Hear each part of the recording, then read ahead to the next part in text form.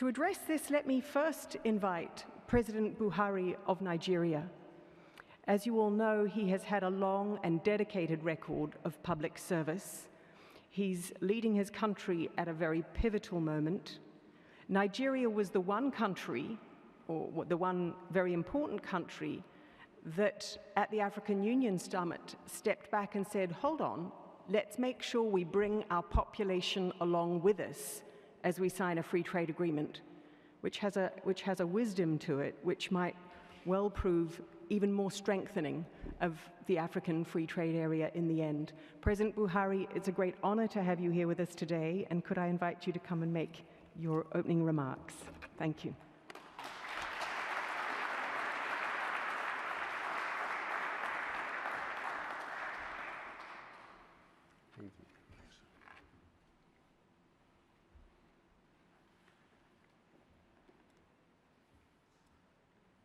Your Excellencies, distinguished ladies and gentlemen, thank you for the invitation to address this Commonwealth Business Forum on the subject of making business easier between Commonwealth countries. I am honored to be in your midst today to share my views on matters related to business, prosperity, and the welfare of our Commonwealth community. This edition of the Commonwealth Business Forum convenes at a historic point in the Commonwealth and at a critical moment in the global economy. So, before we share these experiences on how we can make business easier between our countries, it would be appropriate to take a look at our Commonwealth and briefly take stock of the state of the global economy and the relationship with our domestic economies. Lessons abound. These lessons are as global as they are domestic, including those of our individual countries. I will therefore share the Nigerian experience.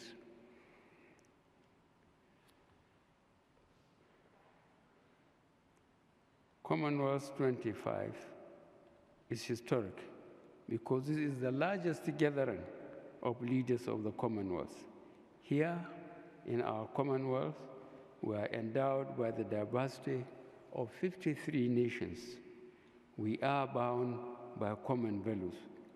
We are working together to promote a common agenda across a number of areas. The values that bind us are of those of democracy, the rule of law, good governance, peace, and security.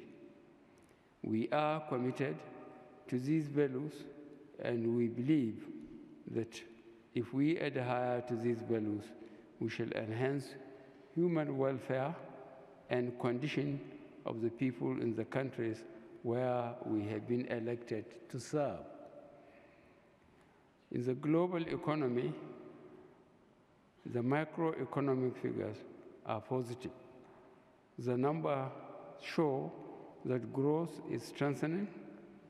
In its most recent estimates, the International Monetary Fund upgraded its global GDP forecast to 3.9% for 2018 and 2019.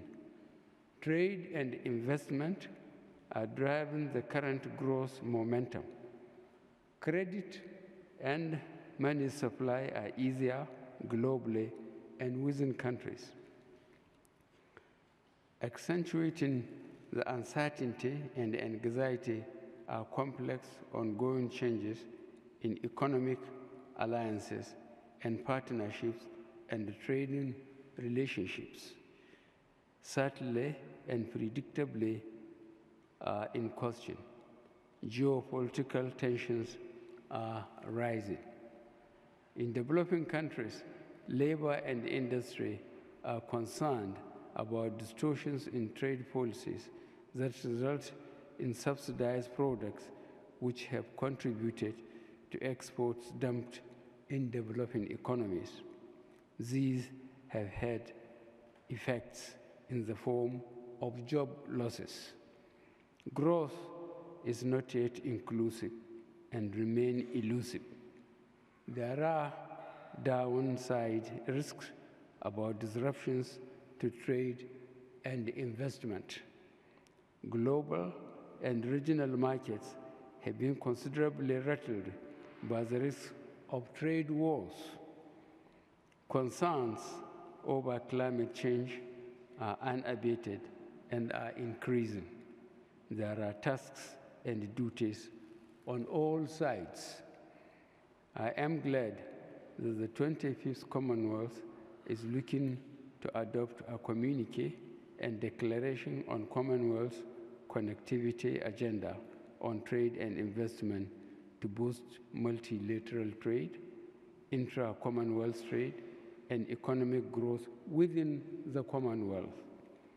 To make business easier amongst countries in the Commonwealth, we must therefore ensure that markets remain open and undistorted.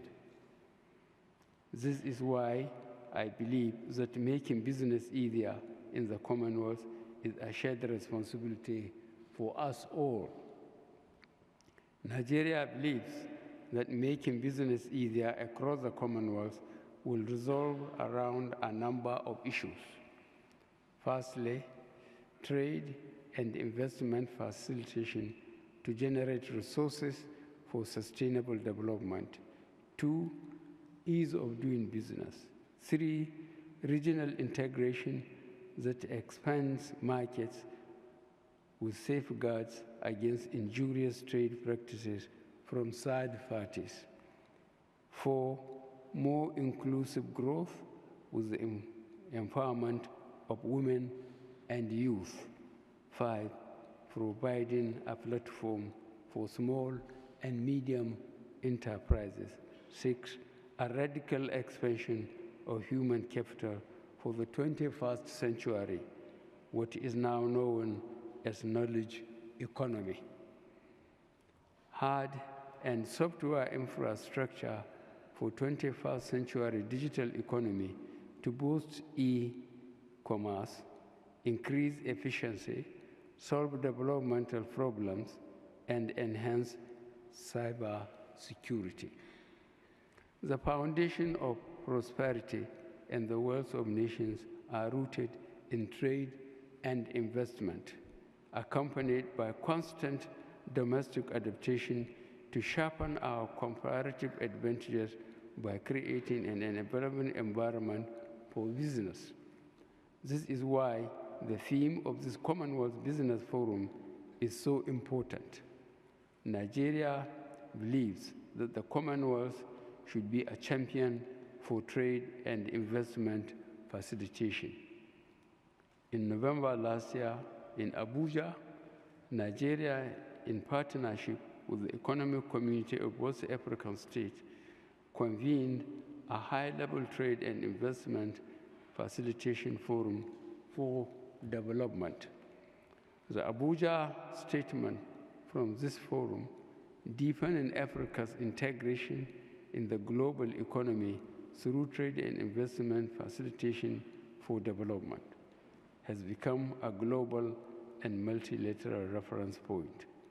We believe that the Commonwealth should lend its support to these types of activities as a sound model for marketing business easier amongst Commonwealth countries. To underscore Nigeria's commitment to spreading prosperity through the Commonwealth, in the first 6 months, Nigeria co-chaired with the United Kingdom the UK All-Party Parliamentary Group for Trade Out of Poverty. The report of this Commonwealth Inquiry report was launched on 3rd April 2018. Nigeria affirms its commitment to the principal message from this Commonwealth Inquiry Group that Nigeria co-chaired with the United Kingdom. The surest, most sustainable way to lift millions of people out of poverty across the Commonwealth is through boosting trade and investment.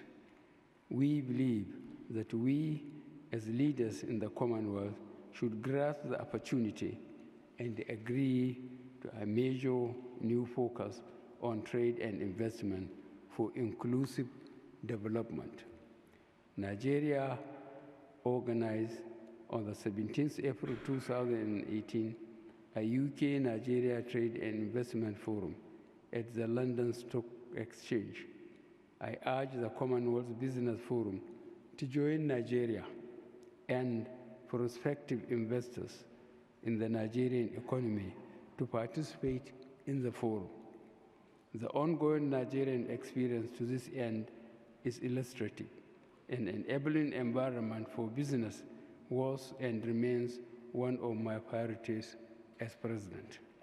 We are undertaking deep and extensive ease of doing business reforms. The first stage of these reforms are being staged under a 60-day national action plan. Stage 1 focuses on 8 areas that make it easier to register businesses, obtain construction permits, get credit, pay taxes, have electricity made across borders, facilitate entry and exit of people, and register property. Excuse me.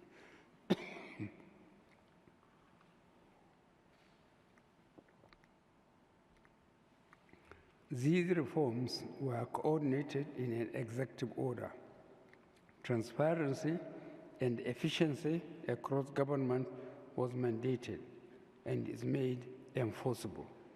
These reforms have resulted in improvements, reduction in cost and time, and greater transparency, particularly for micro, small, and medium-sized enterprises. Stage 2 is focused on 11 areas, improving on Stage 1.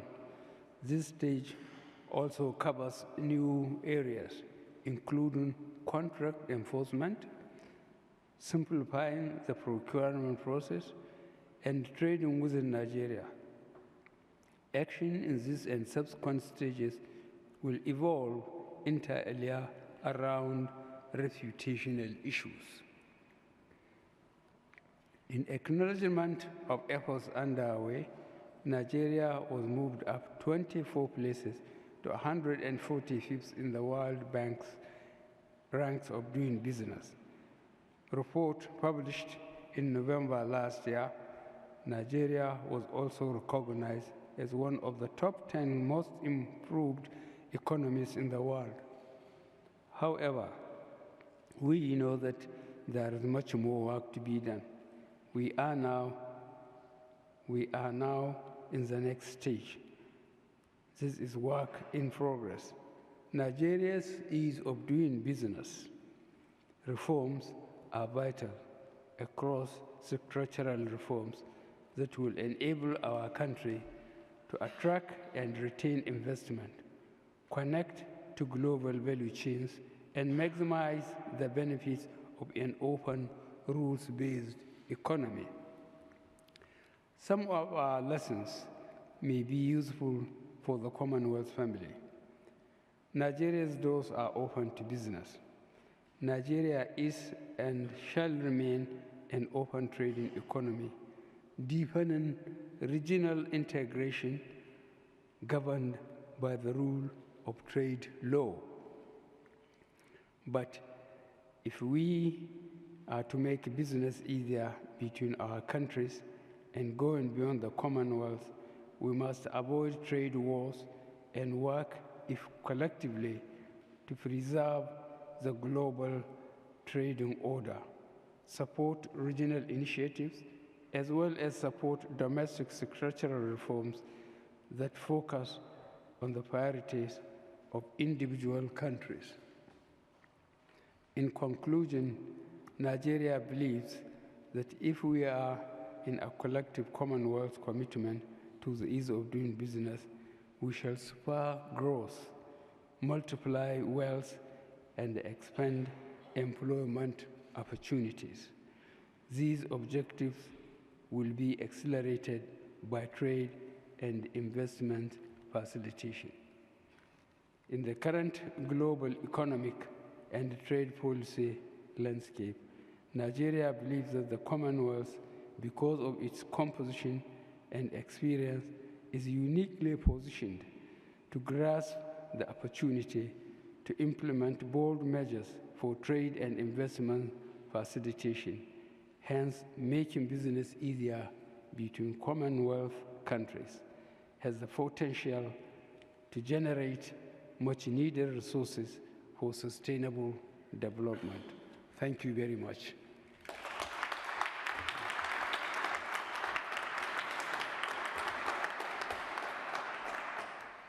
Thank you, President Buhari, for sharing with us a very ambitious agenda that you have for your country, but also for reminding us very compellingly that ease of doing business and trade policy need to be underpinned by sustainable development at home. And I think you've made that case both in words today and in your policies, so thank you for that. So I'm going to take a flurry, so if you could each be nice and brief so we can really crowdsource some ideas. Do we have some roving microphones? Great, so if you could bring to this gentleman here. Just a very brief comment. I'm going to be rude and stop you after one sentence so that we can collect all those 8 comments that are waiting. Yes, I think His Excellency the President set the platform because we have 53 countries. The only way we can make progress is through regional cooperation. And I think the way to do it is what Mr. Nazir has said. I think he has made excellent recommendations. What I'd like to say is that we have Commonwealth associations in most of our countries which meet once or twice. What we need are Commonwealth business councils in every country and also at the regional level. Brilliant. Linked up to the Global Commonwealth Forum. Thank you. So regional Commonwealth business councils. Just behind you, sir, if you pass the microphone back. And if you could just identify yourself very briefly. Good afternoon, Roger Latchman from South Africa. One of the greatest, well, by the way, I must, Mr. Nazir, concur totally with your points that you've raised. One of the greatest impediments that I find is that the visa requirements is obviously a huge challenge for doing business across the Commonwealth countries, certainly in the UK. And the other challenge that I had was opening a bank account in the UK for our business. After 18 months, we finally had that resolved, but it was a huge challenge. Thank you. Thank you. Excellent. If we can go to the back there. Great. And we're going to work forward from there. Yes, you, sir. My question is for the President of Nigeria, my President. My name is Anthony Okolo, and I'm in the private sector in Nigeria. And it's specifically towards the Northeast. While we appreciate the efforts to achieve the security that we have, we as a people know that the job is not completely done and that we need to provide investments into that area to be able to consolidate those gains. So my question is, what is your government doing, Mr. President, to facilitate and ease investments in those areas because our people desperately need it? Thank you. And then just in front, if we can keep the microphone coming forward, the lady. My question to Mr. Nazir, or a comment, he rightly said that the government should not get involved in the businesses. So is there a possibility that the government can empower the council, as someone mentioned, that there should be councils who should be authorized to go ahead and, conclude the business or the trade agreements instead of waiting for the governments? Thank you. And then moving up to the lady in front. Yep. Hi, my name is Perez Ochieng, and I'm in the food industry. And yesterday we had brilliant discussions in the Agriculture Forum. So my question and suggestions is to President Buhari, and this is around regulations and standards in food and agriculture. I'd love to see a Commonwealth that is enabling all the Commonwealth countries, whether they're in the developing nations or in the developed countries, that would be able to develop new products or create new products that they can trade And so I'd like to see an institution that enables a link between R&D, knowledge transfer, and especially learning from what has worked in Europe when it comes to academia, research, and link with the industry, so that we are able to now pilot new initiatives that enable us to trade in the agriculture and the group success. Thank you very much. And the gentleman in front, yep. Yes. Thank you very much. Your Excellency, President Buhari, I've just got a question. How do we make youth empower? My name is Farai from Zimbabwe, from an organization called Youth in Energy. And then the question is, how do we make youth empowerment more practical? Because it seems like in most African countries, it's a tick box exercise that is presented and looks glossy, but on the ground, the youths are not benefiting. Thank you. Great. Look, we've crowdsourced quite a few ideas. Okay, one more, just from the very back. Person in the hat at the very back. Oh, yes, sir, you've got the microphone. Take it. Okay, yes. Thank you very much. My name is Chametien, I'm from Cameroon. My question is addressed to His Excellency, President of Nigeria, Buhari. A few weeks behind, Africa was anxiously waiting for the outcome of the Continental Free Trade Area. It was a shocking wave, to me in particular, a trade specialist, to notice that Nigeria, on a Sunday, 3 days to the commissioning of the foundation for the Continental Free Trade Area, retracted after negotiating and even vying for the secretariat. So, Mr. Buhari, I wish to know your own stakes now that 44 countries have commissioned to the free trade area without Nigeria. What are your expectations and what is your vision for a common market on the continent? Thank you. Thank you. Now, I'd like to give the panelists a chance to leave you with one takeaway thought from this session. President Buhari, there's great interest in your thoughts on many issues, on investments in the Northeast, on the Continental Free Trade Agreement.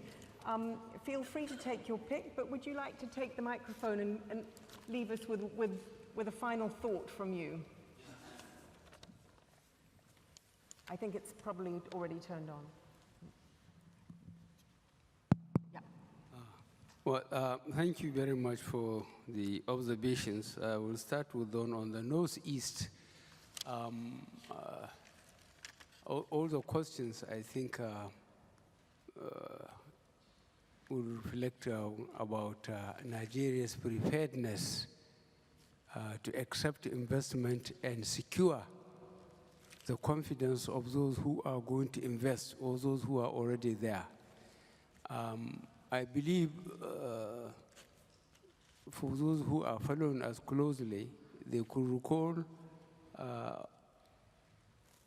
on the political campaign we conducted and the success we scored was based on three things. First, securing the country, and in particular, the person who mentioned the Northeast. The so-called Boko Haram was occupying a large chunk of that part of the country, and they caused a lot of damage to the infrastructure, especially educational and health. And then the economy. We have a very young population. Our population is estimated conservatively to be 180 million. This is a conservative one. More than 60% of the population is below the age of 30. A lot of them haven't been to school, and they are claiming, that Nigeria has been an oil-producing country, therefore they should sit and do nothing and get housing, healthcare, education free. But let me tell you that recently, my Minister of Education or for Information was constrained to answer a question when people accuse the administration of doing nothing. He said, let Nigerians be reminded what position we were before May 2015, what condition we are now, and what we have achieved between then and now. And I think people were impressed with the answer. The security, we have done quite well. economy. We have done very well, especially in agriculture, by providing soft loans, and the guarantee is just you have to belong to a certain locality and you have got land. You don't have to go to the banks, you know, and bring a physical collateral. So I think a lot is being done. And on the security side, certainly, both in the northeast and in the south-south, there has been an improvement on the security of the country. And this morning, before just I came here, I saw Shell Group. They came and saw me. They are preparing to invest $15 billion, you know, in Nigeria. They came and broke the news to me. So really, we are not doing too badly.